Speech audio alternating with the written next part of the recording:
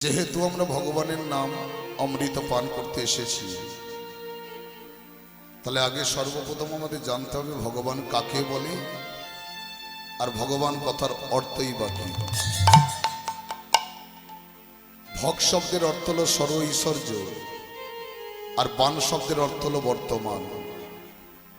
বর্তমানে বাবা যার মধ্যে সর্ব ঐশ্বর্য আছে সেই কিন্তু ভগবান,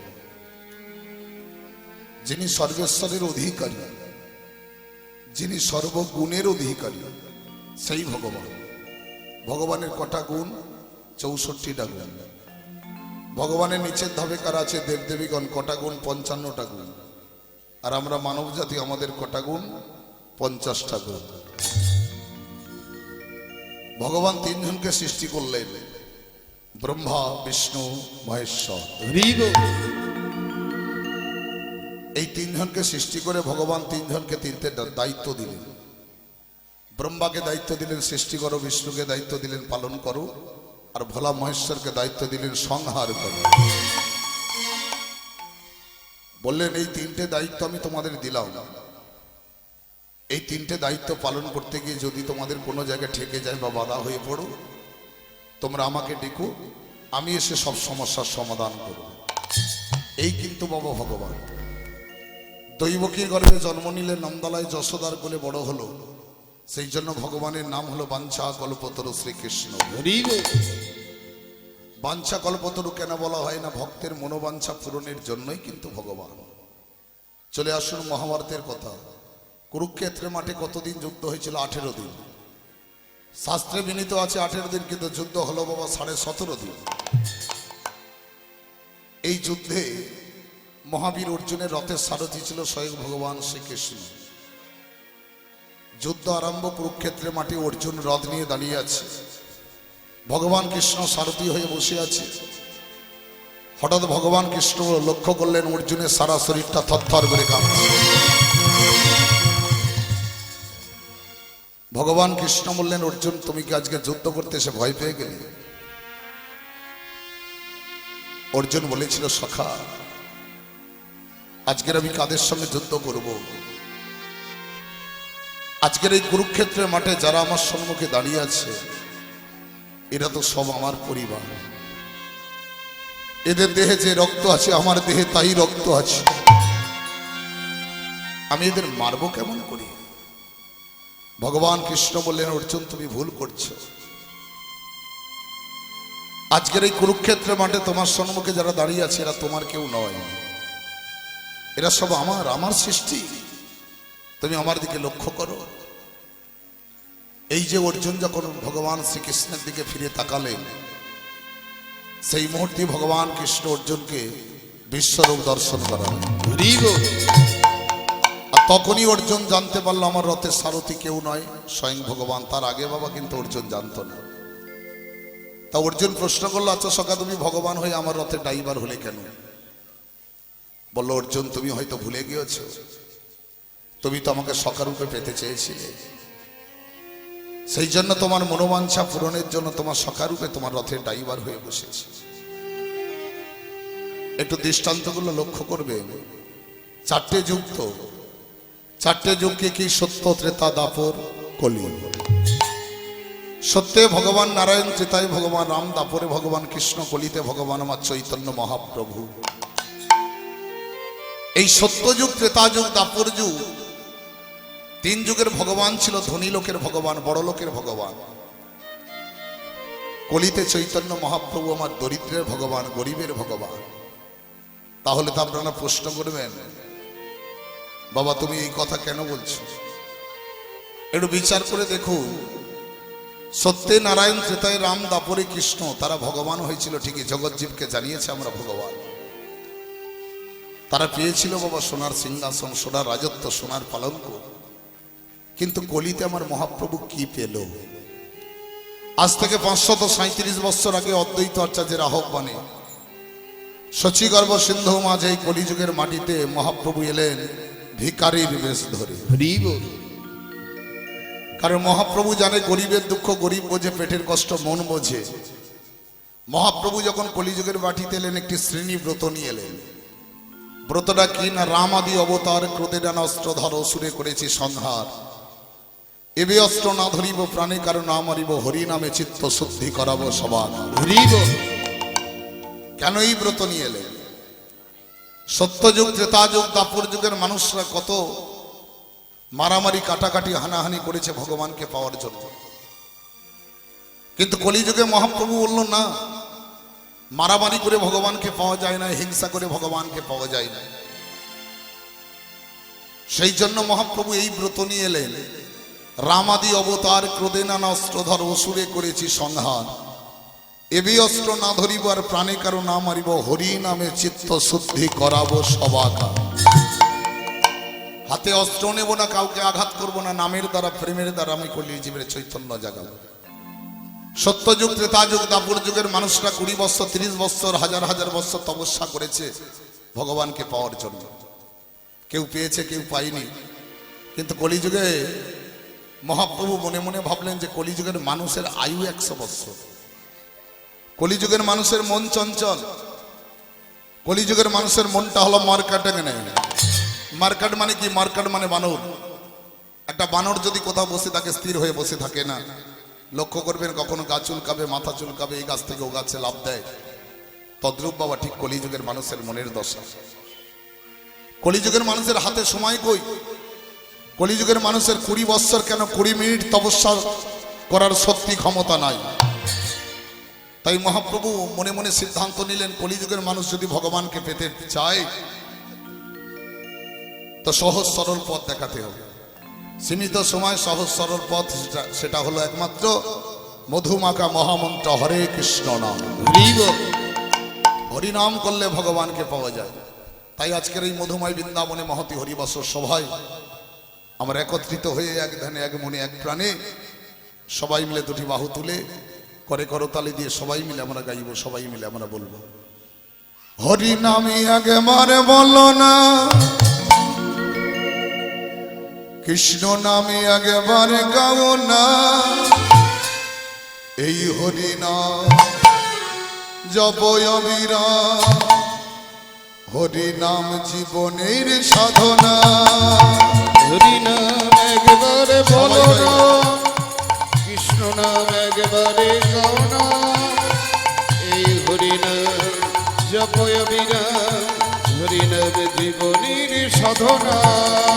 হরি নাম একবারে বলো না, কৃষ্ণ নাম একবারে গাও না, এই হরি নাম জপ অবিরাম, হরি নাম জীবনের সাধনা।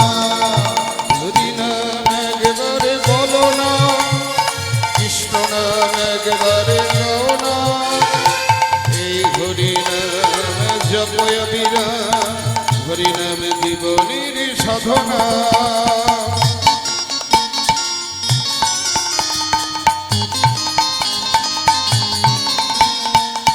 উলুধ্বনি রাখবেন, হরিধ্বনি, উলুধ্বনি।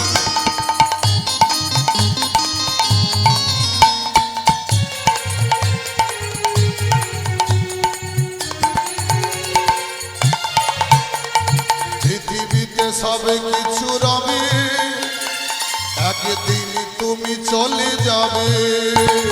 পৃথিবীতে সবে কিছু রবে, একদিনে তুমি চলে যাবে। আমরা সনাতনী ধর্মের মানুষ।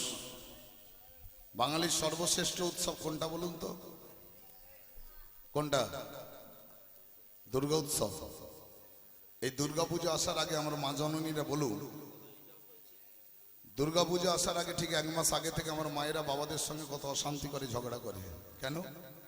দামি দামি সাজ পোশাক নেওয়ার জন্য, তাই তো নাকি? যাদের বেশি টাকা আছে 5 দিন ঠাকুর দেখতে বেরোবেন, 5 রকম শাড়ি কিনবে। ওই 5 দিন পরবেন, বাদবাকি সময় শাড়িগুলো আলমারিতে চলে যাবে। গাড়ি করেছেন, গাড়ি গাড়ির জায়গায় পড়ে থাকবে, বাড়ি করেছেন, বাড়ি বাড়ির জায়গায় পড়ে থাকবে। শুধু নিজেকে চলে যেতে হবে। পৃথিবীতে সবে কিছু রবে, একদিন তুমি চলে যাবে। পৃথিবীতে সবে কিছু রবে, একদিনে তুমি চলে যাবে। বিষয় বাড়ি সুন্দর নারী, বিষয় বাড়ি সুন্দর নারী কোনো কিছু আর রবে না। উলুধ্বনি হরিব একবারে বলো না, কৃষ্ণ নাম একবারে গাও না। এই হরি নাম জপয় বিনা, হরি নাম জীবনের সাধনা। হরি নাম একবারে বলো না, কৃষ্ণ নাম একবারে গাও না। এই হরি নাম জপয় বিনা, হরি নাম জীবনের সাধনা।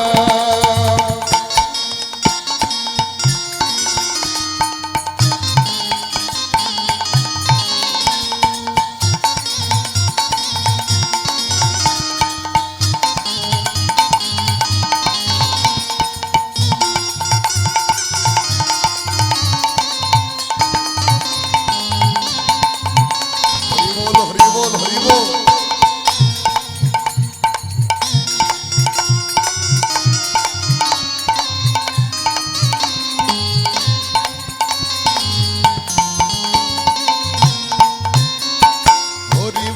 হরি বল ভাই, হরি নাম ছাড়া গতি নাই।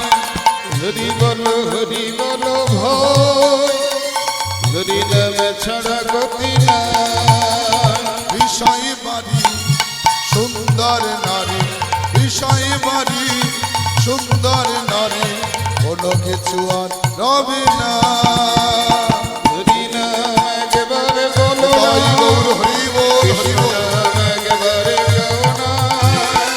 এই হরি নাম জপয় বিনা, হরি নাম জীবনের সাধনা।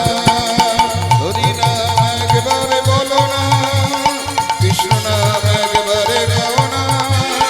এই হরি নাম জপয় বিনা, হরি নাম জীবনের সাধনা। হরি নাম জীবনের সাধনা, হরি নাম জীবনের সাধনা। আজানুলম্বিত ভুজধারী রাধা কৃষ্ণ মিলিত তনু গৌর।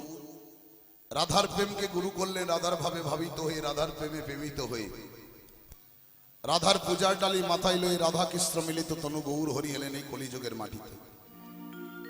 এই মহাপ্রভু আমার 24 ঘন্টার মধ্যে দুই ধরনের কীর্তন করেছে।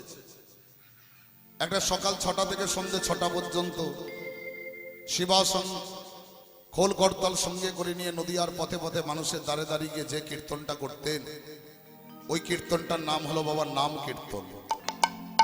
আর একটা সন্ধ্যে 6টা থেকে সকাল 6টা পর্যন্ত শিবাসঙ্গের মাঝে দরজা জানলা বন্ধ করে দিয়ে বিশেষ বিশেষ কিছু ভক্তকে নিয়ে ডেকে নিয়ে যে কীর্তনটা করতেন, ওই কীর্তনটার নাম হলো রাধা গোবিন্দের রসময় কীর্তন। আপনি কোনো কুমোরপাড়ায় চলে যান, কুমোরপাড়ায় গিয়ে একটা কাঁচা মাটির কলসি কিনে আনবেন। ওই কলসিতে আপনি এনে জল ভরবেন, কলসির ক্ষমতা নাই জলটাকে ধরে রাখার, কারণ ওটা কাঁচা মাটির কলসি, ওকে রোদে শুকাতে হবে, আগুনে পোড়াতে হবে। বৈষ্ণব মহাজন বললেন আমাদের দেহটাও বাবা কাঁচা মাটির কলসি। এই কলসিতে আমরা রাধা গোবিন্দের রস ধরে রাখতে পারবো না, সে শক্তি ক্ষমতা আমাদের মধ্যে নাই। তাই মহাপ্রভু আমার 1 বছরের জন্য নিশি যেমন হরিনাম শুরু করলেন। কপাট দিয়া কর হয় কীর্তন গোরা পরময়া বেশে, নদিয়ার পাষণ্ড যারা তারা না পারে প্রবেশ। দিব আমরা জানি বাবা রাধার কৃষ্ণ মিলে হলো গৌর, কিন্তু কিভাবে হলো? একদিন ভগবান শ্রীকৃষ্ণ বৃন্দাবনে কৈশোর নটবর মূর্তি ধারণ করে বৃন্দাবনের পথ ধরে হাঁটতে হাঁটতে চলেছে। ভগবান কৃষ্ণ যেতে যেতে দেখলেন একটি মণিখচিত দেয়ালের মধ্যে নিজের প্রতিচ্ছবিটা ভেসে উঠেছে। ভগবান কৃষ্ণ কিন্তু নিজের প্রতিচ্ছবিটাকে দেখে চিনতে পারলো না। ভগবান কৃষ্ণ ওই প্রতিচ্ছবিটাকে দেখে একটু চমকে উঠলেন। ভগবান কৃষ্ণ মনে মনে জানতো যে এ জগতে সব থেকে সুন্দর পুরুষ হলাম আমি, কিন্তু আমার জানা ছিল না আমার থেকে সুন্দর পুরুষ এ জগতে আছে। যাই হোক, এই সুন্দর মানুষটিকে জড়িয়ে ধরে আমার জীবনটাকে আমি একটু ধন্য করতে চাই। ভগবান কৃষ্ণ নিজের প্রতিচ্ছবিটাকে জড়িয়ে ধরার জন্য যখন ছুট দিতে লাগলো, পিছন থেকে বিশাখা গিয়ে ভগবান শ্রীকৃষ্ণের হাতটা জড়িয়ে ধরলেন। বিশাখা, এমন করে তুমি আমাকে বাধা দিলে কেন? বিশাখা বলল, গোবিন্দ তুমি এমন করে কোথায় চলেছ হন্তদন্ত হয়ে? ভগবান কৃষ্ণ বলল, বিশাখা, ওই সুন্দর মানুষটিকে জড়িয়ে ধরে আমার জীবনটাকে আমি ধন্য করতে চাই। বিশাখা বলেছিল, হে গোবিন্দ, ওই সুন্দর মানুষটিকে তো তুমি জড়িয়ে ধরতে পারবে না। ওই সুন্দর মানুষটি একজনের দেহের মধ্যে জন্ম জন্মান্তরের জন্য বাধা হয়ে আছে। বিশাখা, কে কে এমন করে এই সুন্দর মানুষটিকে তার দেহের মধ্যে জন্ম জন্মান্তরের জন্য ধরে রেখেছে? বিশাখা বলল, গোবিন্দ, আমাদের বৃন্দাবনে রাধা ঠাকুর রানী রাধে। ঠিক আছে বিশাখা, একবার আমাকে রাধারানীর কাছে নিয়ে চলো। এই বিশাখা গোবিন্দকে রাধারানীর কাছে নিয়ে যাওয়া মাত্র ভগবান কৃষ্ণ দেখলে রাধারানী অদূরে আমার বসে আছে। ভগবান কৃষ্ণ পাগলের মতো ছুটতে ছুটতে গিয়ে রাধার চরণ দুখানা নিজের বক্ষে জড়িয়ে ধরলেন। রাধারানী বলল, প্রাণনাথ, তুমি এ কি করলে? আমার চরণ দুখানা নিজের বক্ষে এমন করে জড়িয়ে ধরলে। ভগবান কৃষ্ণ বললে, রাধে, যে সুন্দর মানুষটিকে তুমি তোমার দেহের মধ্যে জন্ম জন্মান্তরের জন্য ধরে রেখেছ, আমি জন্ম জন্মান্তরের জন্য চাইছি না। ওই দেহটাকে আমাকে কিছুক্ষণের জন্য দাও, ওই দেহটাকে জড়িয়ে ধরে আমার জীবনটাকে আমি জুড়াতে চাই। রাধারানী বলল, প্রাণনা, যে দেহটাকে আমার দেহের মধ্যে জন্ম জন্মান্তরের জন্য ধরে রেখেছি, ওকে তো তুমি জড়িয়ে ধরতে পারবে না। ও তো পুরনো বিষয়, আর তুমিও যে পুরনো বিষয়। বিষয় হয়ে কোনোদিন বিষয়কে ধরা যায় না। বিষয় ধরতে গেলে আগে আশ্রয় নিতে হয়। তুমি আগে আশ্রয় করো। এই গোবিন্দ এবার কোথায় আশ্রয় নেবে? ওই রাধার চরণ দুখানা নিজের বক্ষে জড়িয়ে ধরলেন। ওগো রাধে গো,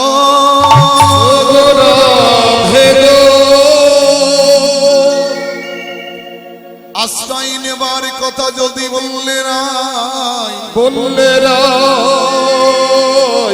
বলো বলো কোথায় আমি আশ্রয় নেব? এসেছি যখন তোমার ওই রাতুল রাঙা চরণে, ওগো রাধে গো,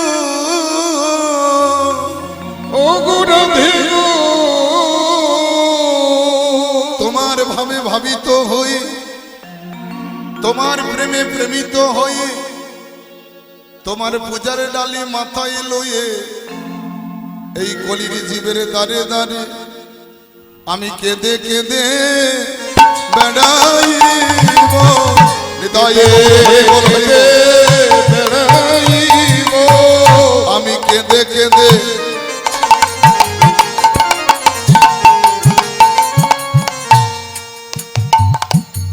বেড়াইব, রাধে কেঁদে কেঁদে বেড়াইব, তোমার পূজার ডালি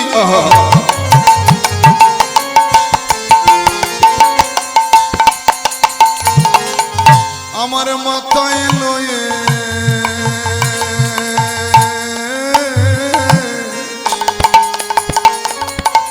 আমি কেঁদে কেঁদে বেড়াইব, তোমার পূজার ডালি মাথায় লয়ে, ওগো রাধে বিনোদিনী, তোমার পূজার ডালি মাথায় লয়ে, ওগো রাধে বিনোদিনী, তোমার পূজার ডালি মাথায় লয়ে, ওগো রাধে বিনোদিনী, তোমার পূজার ডালি মাথায় লয়ে, ওগো রাধে বিনোদিনী, তোমার পূজার ডালি মাথায় লয়ে, ওগো রাধে বিনোদিনী, পূজার ডালি মাথায় লয়ে, ও রাধে বিনোদিনী, পূজার ডালি মাথায় লয়ে, কেঁদে কেঁদে বেড়াইব। ভগবান কৃষ্ণ রাধারানীর চরণে আশ্রয় নিলেন। রাধার প্রেমকে গুরু করলে রাধার ভাবে ভাবিত হয়ে, রাধার প্রেমে প্রেমিত হয়ে, রাধার পূজার ডালি মাথায় লয়ে রাধা কৃষ্ণ মিলিত তনু গৌর হরি এলেন এই কলিযুগের মাটিতে। তাই আজকে শ্রীবাস সঙ্গনে মহাপ্রভু আমার কৃষ্ণ নামে বিবর হলেন, আর বৈষ্ণব পদকর্তা কলম দিয়ে আমার গৌরাঙ্গের ভাবটা তুলে ধরলেন। আজ কলি ঘরতি মে এ আয় আয় আয়। ও হে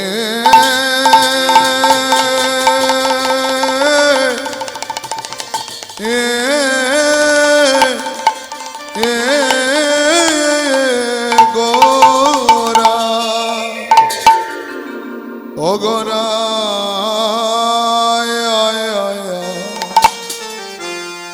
গরশিল ও গো জনে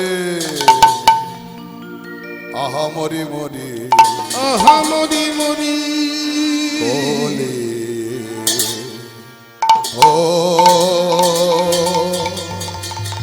ও গলে ঘর তেমে আয় আয় আয় আয় আয় ও হলুদ ধরি হরিব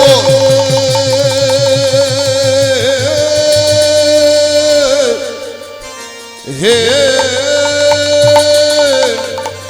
হে হে গোরা ও গোরার ভাব তো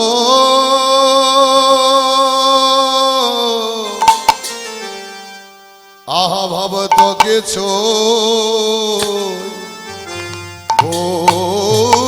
বুঝতে নারী রে আমরি আরে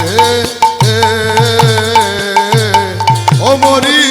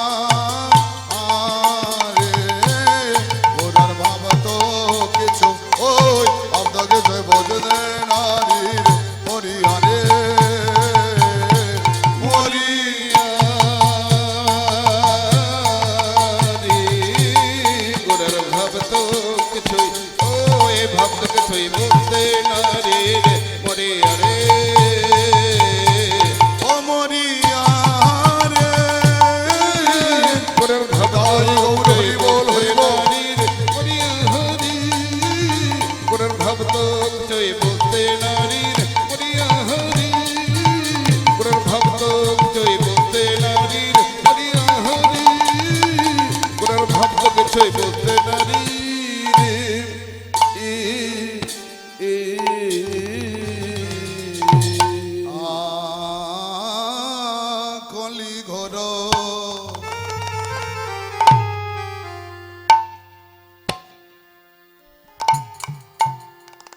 আহা কলি ঘরতে মেরে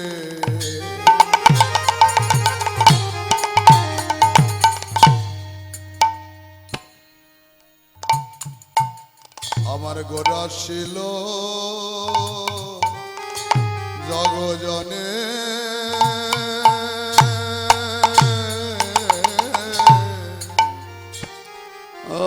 আরে কলি ঘর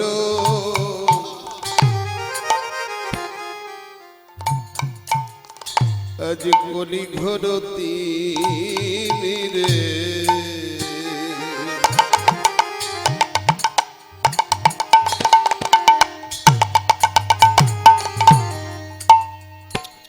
আমার গোড়া ছিল জগজনে আজ ধর্মক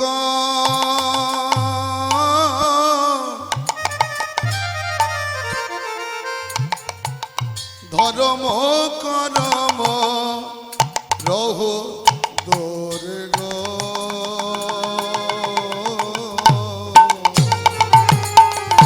আমার ধর্ম করম রহ দো ধর করম রহ দোরে গো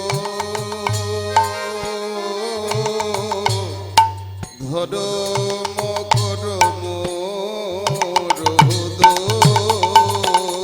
রইল না রইল না না রইল না রইল না রইল না রইল না রইল না রইল না ধর্ম করম কিছু রইল না রইল না ধর্ম করম কিছু রইল না রইল না আজ ধর্ম করম কিছু রইল না রইল না ধর্ম করম কিছু রইল না রইল না মিশে গাই মিশে যায় মিশে যায় মিশে যায় মিশে যায় মিশে যায় মিশে যায় মিশে যায় ধর্ম করম সব মিশে যায় মিশে যায় ধর্ম করম সব মিশে যায় মিশে যায় ধর্ম করম সবই একাকার হয়ে গেল ধর্ম করো তাই গৌর হরি হয়ে গেল ধর্ম করো একাকার হয়ে গেল ধর্ম করো একাকার হয়ে গেল ধর্ম করো সব মিশে যায় মিশে যায় অসাধনে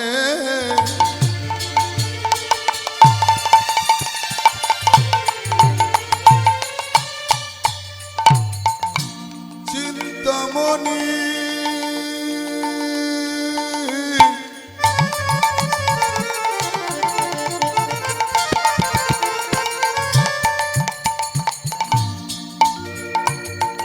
বিধি মিলা অলয়ানি অসাধনে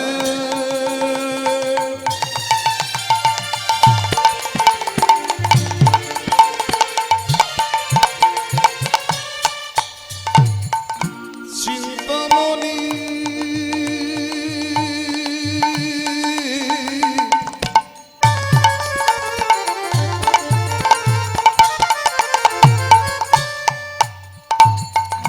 বিধি মিলা অলয়ানি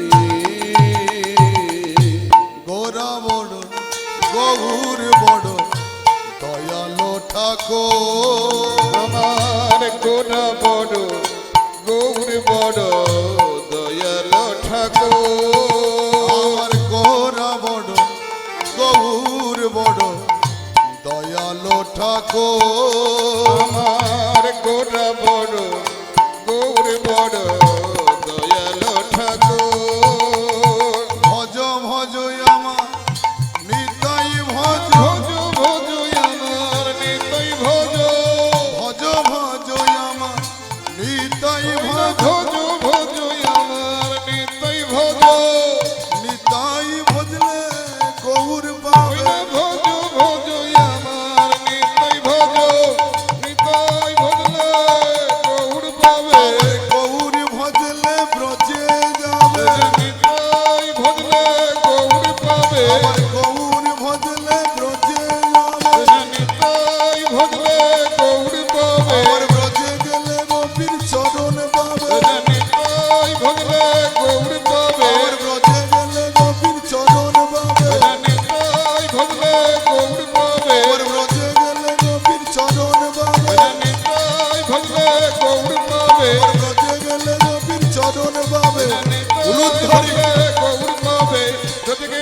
কবির চরণে পাবে নিতাই ভজলে গৌর পাবে আমার ব্রজে গেলে নিতাই গৌর হরি নিতাই ভজলে গৌর পাবে ব্রজে গেলে কবির চরণ পাবে নিতাই